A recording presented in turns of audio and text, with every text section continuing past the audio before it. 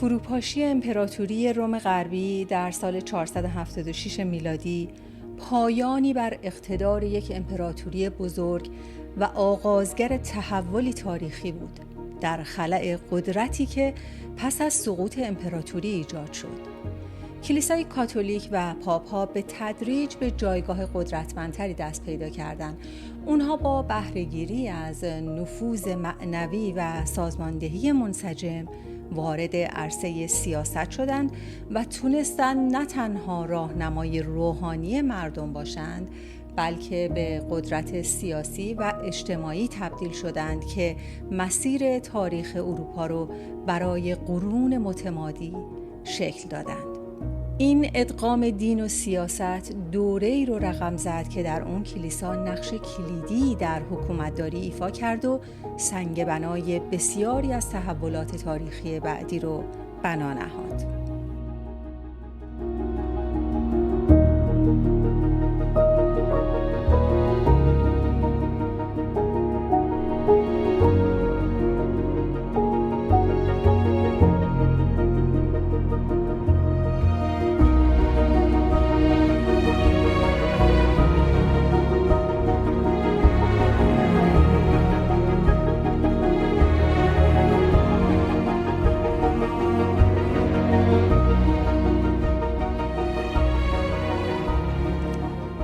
بعد از فروپاشی امپراتوری روم غربی، پاپ‌ها برای حفظ قدرت و نفوذ خودشون به حمایت فرمانروایان محلی نیاز داشتند.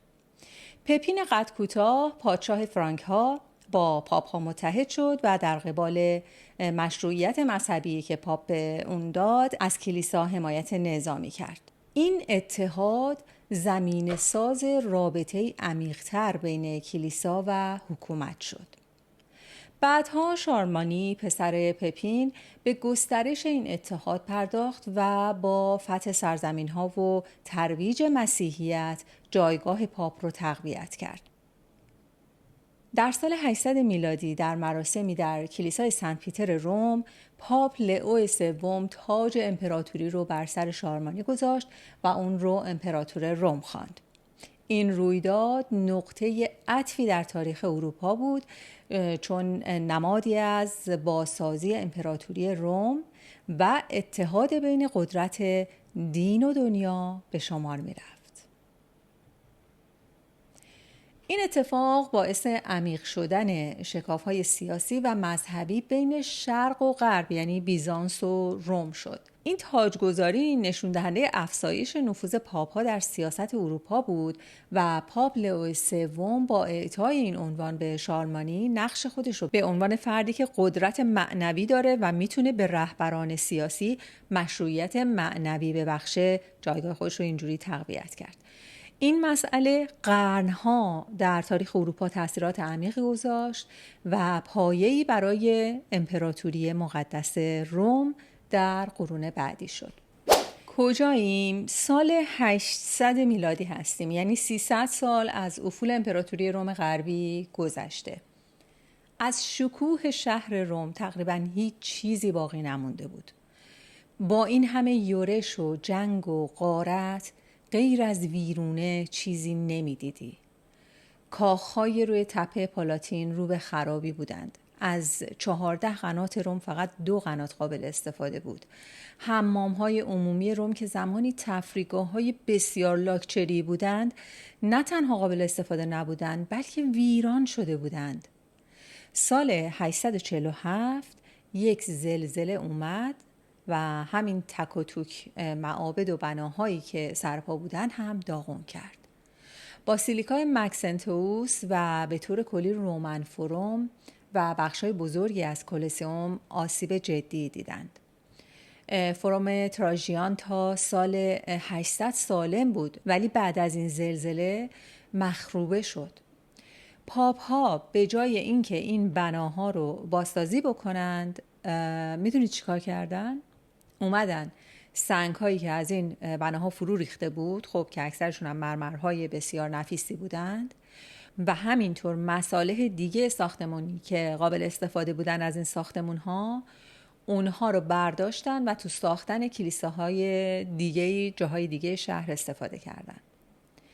رومی‌های اون زمان فرهنگ و مذهب بسیار متفاوتی از گذشته خودشون پیدا کرده بودند. اونها قبلا چند خدا بودن و حالا مسیحی شده بودند و اهمیت چندانی به بناهای قدیمی که بیشترشون بت پرستانه و در اصل میشه گفت پگانیستی بودن نمیدادن. اون فروم‌های باشکوه و پرتجمل تبدیل شده بودن به مزرعه و محله‌های کوچولو کوچولو و گاو و گوسفند و اینها توش میچریدن. یادمون باشه روم برای صدها سال بزرگترین شهر جهان و مرکز امپراتوری به این عظمت بود که حالا به این روز افتاده بود. تصور کنید رومن فروم شده بود چراگاه. تا سال 800 میلادی سایه سنگین و تاریک قرون وسطی به تمامی نقاط ایتالیا رسیده بود و بسیاری از شهرهایی که در جنگ‌های گوتیک خالی از سکنه شده بودند هیچ وقت دیگه آباد نشدند. روم این شهر عظیم به یک مرتع بزرگ برای گاوها و دامها تبدیل شده بود. یک جمعیت کمی هم مثلا حدود 20-30 هزار نفری می شدن که نزدیک رود تایبر توی کلبه های چوبی که روی خرابه های قدیمی ساخته شده بودن اونجا زندگی می کردن.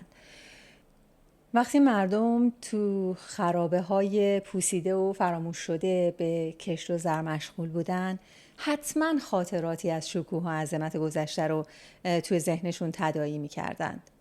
گذشته‌ای که تا اون زمان دیگه چیزی جز یک رویای دور و دست نیافتنی ازش باقی نمونده بود.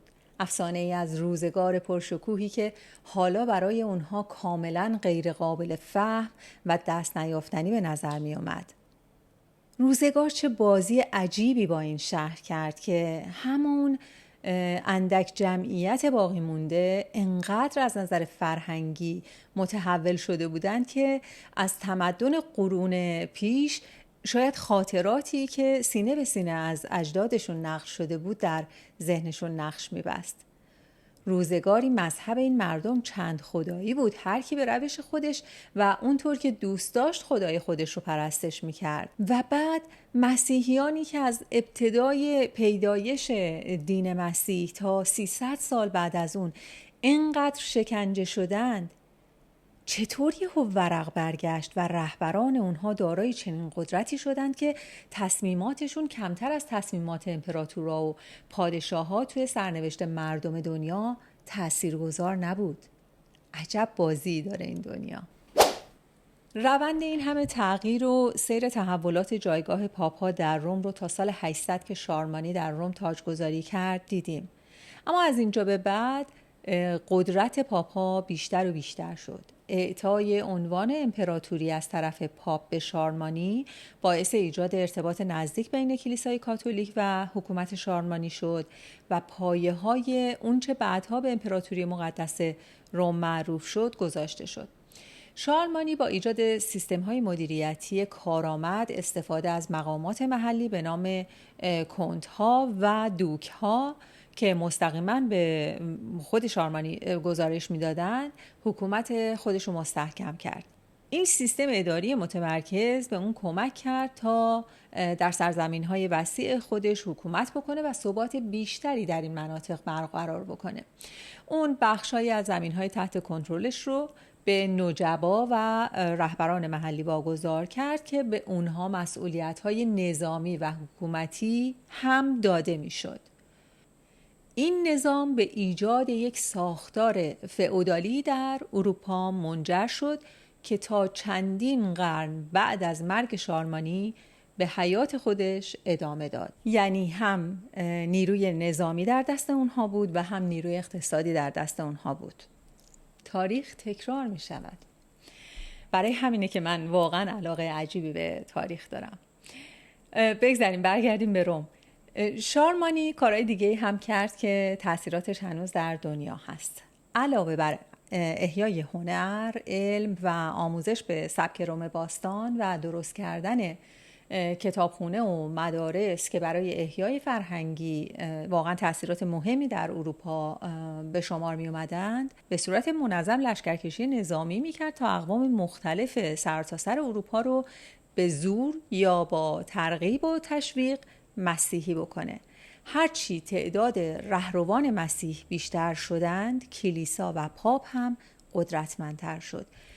کلیسا نه تنها به یک نهاد مذهبی قدرتمند تبدیل شد، بلکه به یک بازیگر سیاسی کلیدی در بسیاری از مناطق اروپا تبدیل شد.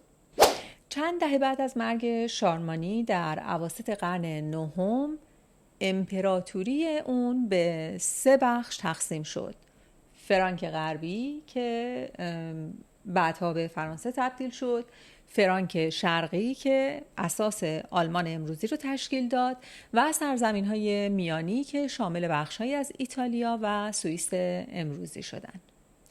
درسته که امپراتوری تیکه تیکه شد، اما عنوان امپراتوری روم در غرب باقی موند. این عنوان بعدها همونطور که گفتم به امپراتوری مقدس روم تبدیل شد که تا سال 1806 میلادی به عنوان یکی از مهمترین قدرت‌های اروپا وجود داشت. روم توی این تقسیم بندی کجا بود؟ روم تو فرانک میانی بود. تقسیم امپراتوری قدرت مرکزی رو ضعیف کرده بود و کاهش نفوذ پادشاه لوتر اول نوه شارلمانی بر روم قدرت پاپ‌ها رو بیشتر کرد و پاپ‌ها به تدریج استقلال بیشتری به دست آوردند. ضعف قدرت مرکزی لردهای محلی و اشراف رو هم در جایگاه قدرت محکمتری قرار داد. سیستم فئودالی هم داشت گسترش پیدا می‌کرد و این به قدرتمندتر شدن اشراف و زمیندارا و لردها کمک کرد. یعنی تقریباً حرف اول و آخر رو در روم اشراف و پاپ ها می‌زدند. سال 846 اعراب مسلمان به روم حمله کردند ولی نتونستند از دیوارهای شهر عبور کنند. اما اون چه که میتونستند از کلیسای سنت پیتر و کلیسای سنت پول که خارج از دیوارهای شهر بودن غارت کردند. این حمله به وضوح نشون داد که روم دیگه مثل دوران شارلمانی تحت حمایت امپراتوران قدرتمند نیست. تقریباً 10 سال بعد از حمله اعراب پادشاه لوتر مرد و بعد از اون ایتالیا بیشتر و بیشتر تقسیم شد و پادشاهی‌های محلی شکل گرفت. اما روم مستقل موند. ولی چه مستقل بودنی؟ روم دچار هرج و مرج عجیبی شد. خانواده‌های اشراف و نجیب‌زاده‌ها و کشاورزها و پاپ‌ها و امپراتور جدید افتادن به جون هم و دوباره جنگ داخلی. این دوره به عنوان یکی از تاریک‌ترین دوران‌های تاریخ کلیسا شناخته میشه. انقدر پاپ و کلیسا دچار فساد شدند که عنوان پورنوکراسی رو به این دوران حکومت پاپ ها دادند. یکم ببینیم چه خبر بوده اون موقع. داستان خیلی جالب شد. به این دوران حکومت روسپیان یا دوران تئودورا و ماروزیا هم گفته میشه. تئودورا یکی از زنان اشرافزاده و قدرتمند و دارای نفوذ در امور سیاسی و مذهبی بود و همسرش یکی از اشرافزادگان رومی و از فرماندهان نظامی برجسته روم بود. بعد از مرگ شارلمانی و ضعیف شدن حکومت مرکزی، تئودورا و خانواده‌اش از خلأ قدرت استفاده کردند و نفوذ خودشون رو گسترش دادند. تئودورا اونقدر با نفوذ بود که حتی در انتخاب پاپ‌ها و یا حتی در برکنار کردن اونها تاثیرگذار بود که خب مشخصه چقدر این کار اونم توسط یک زن میتونه مورد نقد کلیسا قرار بگیره. یکی از اسقف‌ها درباره تئودورا گفته اون فاحشه بیشرم همچون یک مرد بر شهروندان رومی اعمال قدرت میکرد. این روند تا سال 916 که تئودورا مرد ادامه داشت. ماروزیا دختر تئودورا بود و اون هم یک چهره بسیار مهم در روم شد و نفوذ ماروزیا در اداره امور دولتی و کلیسا حتی از مادرش هم بیشتر بود. اینطور گفته میشه که ایشون با پاپ وقت سرگیوس سوم رازهای نهان داشته و فرزندش جان از پاپ بوده. و جالب اینجاست که ماروزیا همین جان رو بعدها به عنوان پاپ انتخاب میکنه و هنوز 100% معلوم نیست که پدر پاپ جان 11 کی بوده. در نهایت پسر بزرگ ماروزیا علیه مادرش شورش میکنه و مادرش رو دستگیر و زندانی کرد و ماروزیا از صحنه قدرت کنار گذاشته شد. این اتفاق به پایان نفوذ ماروزیا در روم منجر شد، ولی دوره پورنوکراسی تا 31 سال بعد تا سال 963 ادامه پیدا کرد، چرا که نتیجه های ماروزیا یکی بعد از دیگری پاپ شدند. ادوارد گیبون مورخ مشهور درباره ماروزیا اینطور نوشته: نفوذ 2 خواهر فاحشه ماروزیا و تئودورا بر ثروت و زیبایی آنها و همچنین دسیسه‌های سیاسی و عاشقانه‌شان استوار بود. پرشورترین عاشقان آنها با تاج پاپی پاداش گرفتند و حکومت آنها ممکن است الهام بخش افسانه یک پاپ زن در قرون تاریک بوده باشد. یک پسر نامشروع، 2 نوه، 2 نتیجه و 1 نبیره ماروزیا که به ندرت چنین شجره‌ای دیده می شود بر کرسی سنت پیتر نشستند. یه توضیح کوتاه و یه یادآوری بدم اصلا چرا اینقدر پاپ در دوران کلیسای کاتولیک مهمه و از کجا چنین مقامی به وجود اومد. البته قبلا گفتم، فقط برای یادآوری میگم. مقام اسقف در روم که به نام پاپ شناخته میشه از روزهای اولیه مسیحیت اهمیت داشت، چون سنت پیتر و سنت پول که از حواریون مسیح بودند در قرن اول میلادی در روم شهید شدند و سنت پیتر عنوان اولین اسقف روم رو داره و اسقف‌های روم هم به عنوان جانشینان سنت پیتر شناخته میشند و البته کاتولیک‌ها هنوز هم بر همین عقیده هستند و به همین دلیل شهر روم به عنوان مرکز کلیسای کاتولیک بسیار اهمیت داره. خب الان کجاییم؟ الان قرن 10. شارلمانی و دودمانش رفتند. امپراتوریشون شد 3 قسمت: فرانک شرقی، فرانک غربی و فرانک مرکزی، آلمان، فرانسه، ایتالیا. ایتالیا که در فرانک مرکزی بود به قسمت‌های کوچکتر تقسیم شد و پادشاهی‌های کوچکتر شد، اما روم همچنان مستقل بود، ولی چسبید به هسته سخت قدرت در فرانک شرقی، یعنی از فرانک غربی که فرانسه بود شیفت کرد به فرانک شرقی که آلمان بود. چطوری؟ به همین راحتی که الان میگم. پاپا سعی کردن تا از طریق روابط دیپلماتیک و همکاری با پادشاهان دیگه اروپا از خودشون و روم دفاع بکنند. سیاست اصلیشون هم این بود که به پادشاهی‌های بیشتر نزدیک بشن که قدرتشون در منطقه بیشتره. الان قدرت کی بیشتر بود؟ قدرت فرانک شرقی یا آلمان؟ در قرن 10 میلادی بعد از یک دوره بحران و ضعف سیاسی در اروپا، اوتو اول پادشاه فرانک شرقی در سال 962 میلادی به ایتالیا لشکر کشید و پاپ جان 12 گفت چرا لشکر کشی؟ بیا من خودم تاج امپراتوری رو روی سرت میگذارم و تاج امپراتوری رو واقعا گذاشت روی سر ایشون و ایشون شد امپراتور مقدس روم. اون دوره پورنوکراسی بود که تعریف کردم. تو اون دوره انقدر رسوایی به بار اومده بود که پاپ نشین یا همون ایالات پاپی یا پیپل استیت تصمیم گرفتن که اصلاحات بکنند. یک راهبی بود اسمش سوانا بود. اومد گفت آقا این بساط کثیفکاری رو جمع کنید و از این به بعد فقط کاردینال ها اجازه دارن که پاپ رو انتخاب کنن و هیچ کس هم حق دخالت توی این کار رو نداره. کاردینال ها خود این سوانا رو به عنوان پاپ بعدی انتخاب کردند و سوانا شد پاپ گریگوری هفتم. الان کجای تاریخیم؟ الان نیمه دوم قرن 11 هست، مثلا سال 1050. حالا همینجور قرن به قرن که داریم میریم جلو، من اتفاقات مهم رو دارم میگم، خیلی وارد جزئیات سال به سال نمیشم. در این نیمه دوم قرن 11 هنری چهارم که جرمن هم هست در آلمان امروزی امپراتور مقدس روم شده.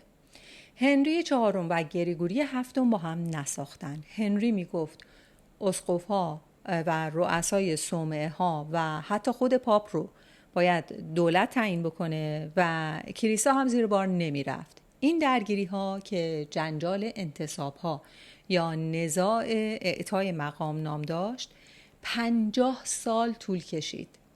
این خیلی داستانش جالبه، بذارید سریع بگم. وقتی درگیری بین پاپ گریگوری هفتم و هنری چهارم بالا گرفت، پاپ هنری رو تکفیر کرد. تکفیر به این معنی بود که هنری از کلیسا رانده شده و از تمام حقوق و امتیازات مذهبی محروم شده.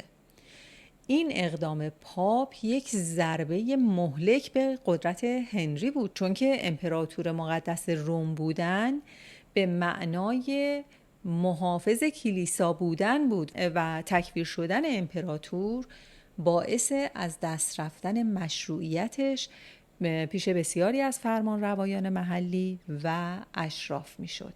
بعد از تکفیر هنری بسیاری از لردها و اشراف توی آلمان و ایتالیا از هنری رویگردان شدند و تهدید کردند که اون رو به عنوان امپراتور برکنار خواهند کرد. هنری چهارم که در خطر از دست دادن تاج و تختش بود، تصمیم گرفت به پاپ نزدیک بشه و نرمش قهرمانانه کنه و از اون طلب بخشش بکنه. در ژانویه 1077 میلادی هنری به قلعه کانوسا در شمال ایتالیا، جایی که پاپ گریگوری هفتم در اونجا اقامت داشت، رفت و مدت 3 روز در زمستان سخت بدون کفش و با لباس توبه در مقابل دروازه قلعه ایستاد. بعد از 3 روز پاپ تصمیم گرفت که هنری رو ببخشه و تکفیر اون رو لغو کرد. با این حال ماجرای کانوسا به معنای پایان نزاع نبود.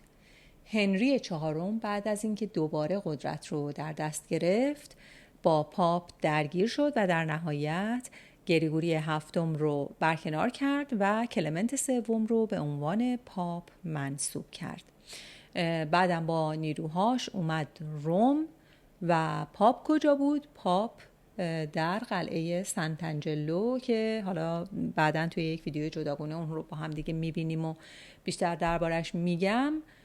پاپ اونجا قایم شده بود و به رهبر نورمن ها که در شمال ایتالیا اون زمان ساکن شده بودن پیام داد که آقا بیاین به داد من برسین. البته پاپ از قبل رابطه خوبی با نورمن ها داشت و با هم دیگه رفیق بودن. رابرت گیسکارت با ارتشی از نورمن ها وارد روم شد تا پاپ را از محاصره نجات بده. در ماه می 1084 میلادی نورمن ها به روم رسیدن و تونستن نیروهای امپراتور رو شکست بدن و پاپ رو آزاد کنند. با اینکه اونها موفق به شکست نیروهای هنری چهارم شدند و پاپ رو آزاد کردند، اما حضور نورمن ها در روم به غارت و تخریب گسترده شهر منجر شد. خب خیلی هم دور از انتظار نبود. خب اصالت نورمن ها وایکینگ بود. بذارید حالا اصلا کلا یه ذره توضیح بدم یه کوچولو درباره این نورمن ها. نورمن ها مردمانی بودن با اصالت وایکینگ که بهشون نورسمن یا مردان شمال هم میگفتند و اینا توی قرن 9 و 10 میلادی از اسکاندیناوی که نروژ و دانمارک امروزیه به سمت سواحل شمال فرانسه مهاجرت کردند و اونها اول به عنوان مهاجمان و غارتگران دریایی به مناطق اروپایی حمله می‌کردند، ولی به مرور با توافقات سیاسی و فرهنگی در اونجا ساکن شدند. خب حالا برگردیم به داستان خودمون. این کاری که گریگوری هفتم کرد و به خاطر خودخواهی خودش پای نورمن‌ها رو به روم باز کرد و چه خرابی‌ها که به بار نیومد، روابط پاپ و مردم رو تیره و تار کرد و همینطور به دلیل تخریب شهر روم نام نورمن‌ها در تاریخ روم با غارت و ویرانی همراه شد. در نهایت پاپ گریگوری هفتم بعد از همه اتفاقات مجبور شد که روم رو ترک بکنه و به سالرنو بره، جایی که 1 سال بعد در سال 1085 میلادی همونجا درگذشت. درگیری بین پاپ‌ها و امپراتوران مقدس روم در مورد مسئله اعطای مقام کلیسایی تا سالها ادامه پیدا کرد. در نهایت این نزاع در سال 1122 میلادی با پیمان ورمز حل و فصل شد. بر اساس این پیمان امپراتور حق داشت اسقف‌ها را از نظر سیاسی به رسمیت بشناسه، اما انتصاب مذهبی اونها فقط توسط کلیسا و پاپ انجام می‌شد. بعد از حمله نورمن‌ها و خروج هنری چهارم از روم، اشراف محلی روم و خاندان‌های ثروتمند به تدریج قدرت بیشتری در شهر به دست آوردند. اونها به عنوان نیروهای محلی از ضعف کلیسا و امپراتوری استفاده کردند و کنترل بخش‌های مختلف شهر و مناطق اطراف اون رو به دست خودشون گرفتن. این اشراف‌زاده‌ها که نفوذ زیادی در سیاست روم داشتند، در بسیاری از مواقع پاپ‌ها رو تحت فشار قرار می‌دادند یا از انتصاب‌های پاپی برای پیشبرد منافع خودشون استفاده می‌کردند. درگیری‌های داخلی بین گروه‌های مختلف در روم ادامه پیدا کرد. شهر روم در طول قرن 12 به صحنه درگیری‌های خشونت‌آمیز بین طرفداران پاپ و مخالفان پاپ تبدیل شد. بسیاری از خاندان‌های اشرافی و نخبه‌های سیاسی برای کنترل روم و منابع مالی اون با همدیگه می‌جنگیدند. سالها قبل از این نبرد و نزاع، گروهی از اشراف‌زاده‌ها و نخبه‌های رومی که به عنوان پاتریسیا یا اشراف رومی شناخته می‌شدند، تصمیم گرفتند قدرت سیاسی بیشتری در روم به دست بیارن. اونا دور هم جمع می‌شدن، جلسه می‌ذاشتن و تلاش می‌کردن تا کنترل بیشتری بر منابع اقتصادی و سیاسی شهر داشته باشند و از نفوذ بیش از حد پاپ‌ها و امپراتورها جلوگیری بکنند. اونا در اصل میخواستند خودمختاری بیشتری برای شهر روم داشته باشند و معتقد بودند که اداره امور شهر باید به دست نخبگان محلی باشه. پاتریسیا و پاپ ها بر سر کنترل سیاسی شهر روم با همدیگه درگیر شدند. پاپ ها به ویژه در قرن 12 تلاش کردند تا نفوذ این نخبگان محلی رو کاهش بدن و قدرت خودشون رو در روم تقویت بکنن. کار حتی به شورش هم کشیده شد. تلاش های پاتریسیا برای به دست گرفتن کنترل شهر روم در نهایت به تأسیس یک دولت محلی به نام کمون روم در سال 1143 میلادی منجر شد. کمون روم به عنوان یک جمهوری محلی عمل می‌کرد و خواستار خودمختاری بیشتر شهر در مقابل قدرت پاپ ها بود. پاپ ها با حمایت امپراتوران و نیروی نظامی تونستن این جنبش ها رو سرکوب بکنن و کمون روم رو منحل کردن و یک مجلسی درست کردن که تحت فرمان پاپ عمل می‌کرد و اینطوری کنترل کامل در روم دوباره به دست پاپ افتاد. در این گیرودار که اشراف و نخبگان در برابر پاپ ها قد علم کرده بودند و قدرت کلیسا هم داشت تضعیف می شد، اروپا هم دچار بی‌ثباتی و نزاع‌های داخلی شده بود. از طرف دیگه ذخایر مالی هم خالی شده بود. اورشلیم شهر ثروتمند مقدس مسیحیان هم افتاده بود دست مسلمون ها. جناب پاپ اوربان دوم چه کرد؟ جنگ‌های صلیبی رو به راه انداخت. در اصل پاپ اوربان دوم از جنگ‌های صلیبی به عنوان ابزاری برای تقویت قدرت و نفوذ کلیسا استفاده کرد و وعده بخشش گناهان و پاداش‌های معنوی برای شرکت کنندگان در جنگ رو داد و واقعاً هم همینطور شد. قدرت و نفوذ پاپ‌ها نه تنها در روم بلکه در سر تا سر اروپا، حتی بین پادشاهان و شوالیه‌ها هم زیاد شد. کلیسای کاتولیک به عنوان حافظ سرزمین‌های مقدس و مدافع مسیحیان در برابر دشمنان یعنی مسلمانان شناخته شد.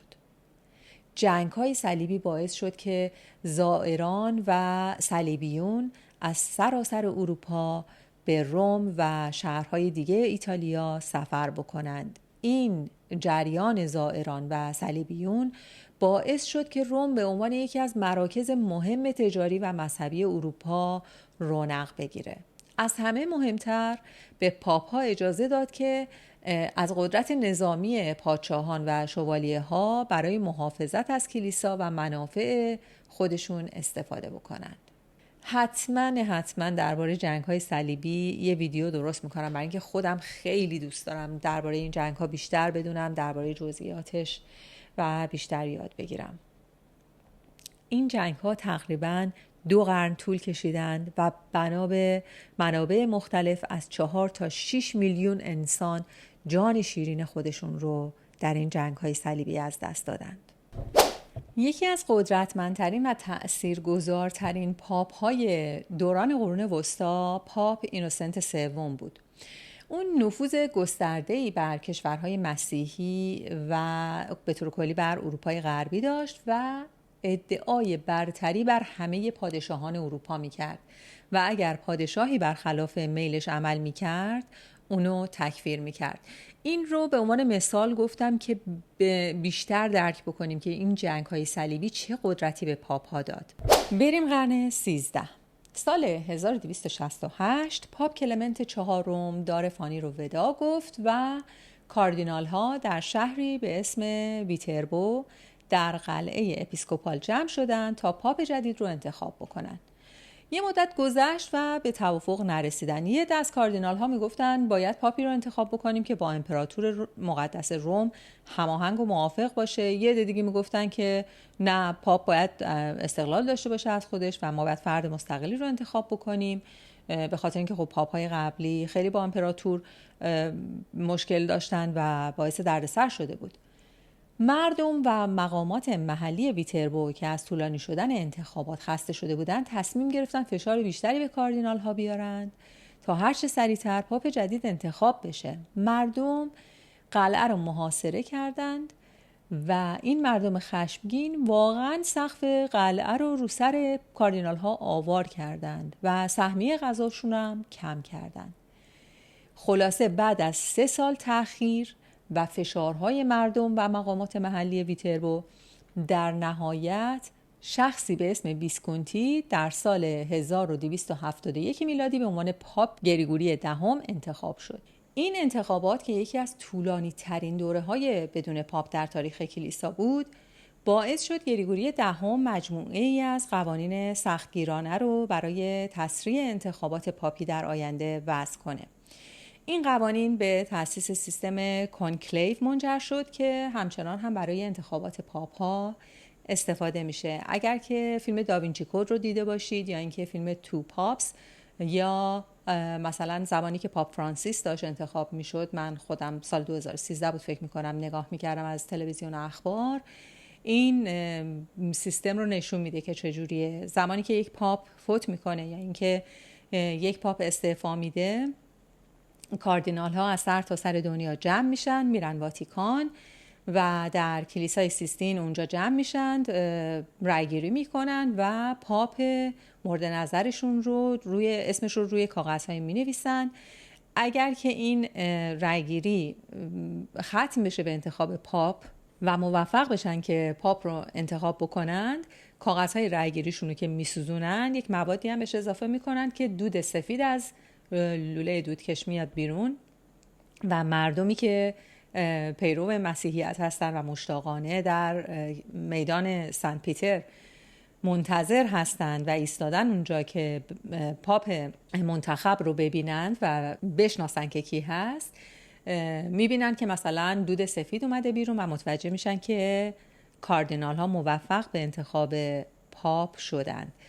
اما اگر کاردینال ها موفق نشند، حالا به هر دلیلی، این کاغذهای رأیشون رو که میسوزونند بازی دوباره یک موادی بهش اضافه میکنن که دود سیاه از لوله دودکش خارج میشه و مردمی که بیرون منتظر هستند متوجه میشن که پاپ هنوز انتخاب نشده. حالا نکته اینه که هنوزه مردم چه اون زمان که خارج از اون قلعه رفته بودن ایستاده بودن و منتظر بودن که پاپ انتخاب بشه، هنوزه در میدان سن پیتر مشتاقان و علاقمندان و پیروان مسیحیت میرن منتظر می ایستند و گزارش شده حتی تا 400,000 نفر در میدان سن پیتر جمعیت بوده در زمانی که خواست پاپ انتخاب بشه.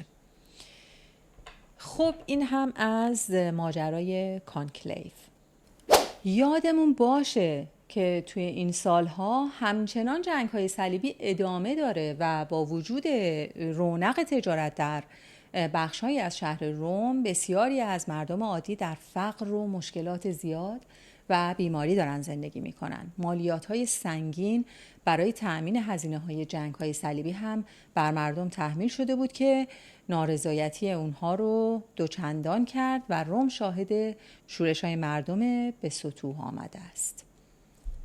در اواخر قرن 13 در فرانسه امروزی پادشاهی سلطنت میکرد که به خاطر ظاهر زیبا و جذابش بهش میگفتن فیلیپ زیبا یا فیلیپ لبل یا فیلیپ دفر. فیلیپ زیبا یکی از پادشاهانی بود که تلاش کرد قدرت پاپ رو به چالش بکشه و درگیری‌های جدی با پاپ اون سالها، پاپ بونیفاس هشتم، داشت. این درگیری زمانی که بونیفاس هشتم ادعای برتری پاپ ها رو بر پادشاهان مطرح کرد به اوج خودش رسید. در این نزاع بالاخره پاپ بونیفاس هشتم تونست پیروز بشه. بونیفاس یک جشنی هم در سال 1300 ترتیب داد به اسم جشن یوبیل و تونست میلیون‌ها زائر مسیحی رو به روم بیاره. جشن یوبیل هنوز هم هر 50 سال یک بار برگزار میشه یا هر 25 سال یک بار. در اون گناهان و بدهی‌ها بخشیده شده و عفو عمومی اعلام میشه. در کتاب لاویان اشاره شده که هر 50 سال یک بار سال یوبیل فرا میرسد. در این سال بردگان و زندانیان آزاد میشوند. بدهی‌ها مورد بخشش قرار میگیرند و رحمت خداوند به شکل خاصی آشکار میشود. آخرین جشن یوبیل که برگزار شد سال 2000 میلادی بود و یک یوبیل ویژه هم سال 2016 برگزار شد. پاپ فرانسیس میخواست که بر اهمیت بخشش الهی و نیاز به رحمت الهی در جهان معاصر تاکید بکنه، برای همین یک یوبیل فوق‌العاده برگزار کرد. و همینطور در سال 2025 هم دوباره پاپ فرانسیس جشن یوبیل و سال یوبیل اعلام کرده.